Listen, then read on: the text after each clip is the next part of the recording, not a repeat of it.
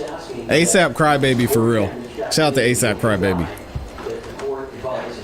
And you are both of you are It's embarrassing. Attorneys, aggressive attorneys, both of you are. We are due to zealous aggressiveness. The court has not heard me yell or scream at anybody. And again, I just... Ooh, such a waste. Where's the 403? Can y'all type 403 in the chat? This is insane. Why don't we do this? I did not hear you yell. I did not hear it. If it did happen, it wasn't in my presence. Because you two have this relationship, why don't you not talk to each other unless it's on the record? Oh, that's... And then I am involved. That train is silly. Yes, absolutely, I agree with that. But I want to respond now. Because, I can't have it always one way. He makes a record, disparaging remarks, and then I got to sit. This is really happening right now. You were right there, Your Honor. What's happened, and Mr. Siegel was with me, is Mr. Lewin comes up with his little scolding, sort of bullying attitude, telling me we don't know the rules here, and we're not doing this right, and he didn't like the opening statement, and so on and so forth. So I respond, I don't need a lecture from him. Okay? I'm not going to go into the amount of phone calls I got regarding him. This is wild. Before this trial started, from lawyers I don't even know, including lawyers inside the district attorney's office, currently. Okay? I'm not going to go into it, Your Honor. I'm not petty. Wait. No, now you're interrupting him. Just that you were complaining about him interrupting you. You're interrupting him. Don't.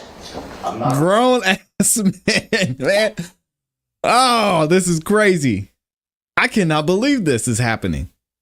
All right, guys. Now, Jimmy, play nice with Tommy. Tommy, now don't interrupt your brother when he's talking.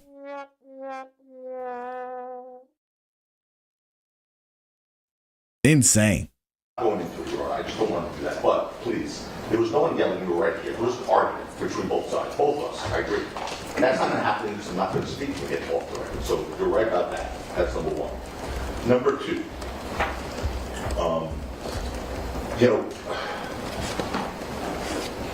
I have to also raise an issue, and I'm not past that. I don't want to even talk about that anymore. Your Honor's here. That's the end of that. Mr. Lewin did something last week that was inappropriate. And the reason I'm raising it is because I don't want it to happen again.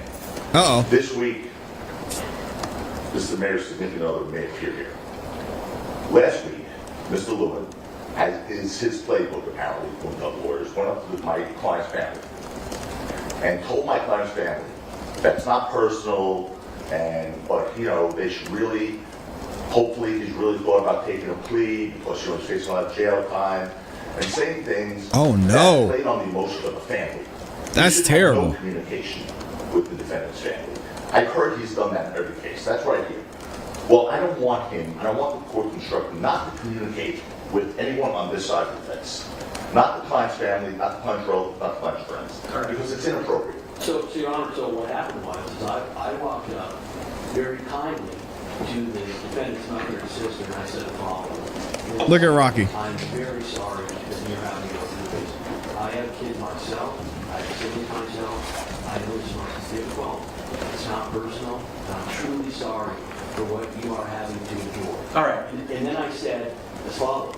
I hope that your brother and your son, I hope that he's really evaluated what he is risking here, because he is a lot. All right. There's nothing to prohibit. Wow. Hold this guy in contempt. What in the world? He walked up to his family and said that, hey, Rocky's doing better than me. He's sitting over there holding it together. Insane. At the time, I've heard enough. I've heard enough. There's nothing that prohibits what Mr. Lewin did. You've heard now that the defense does not want you to approach anyone from that side, so don't approach anyone from that side. It's intimidation.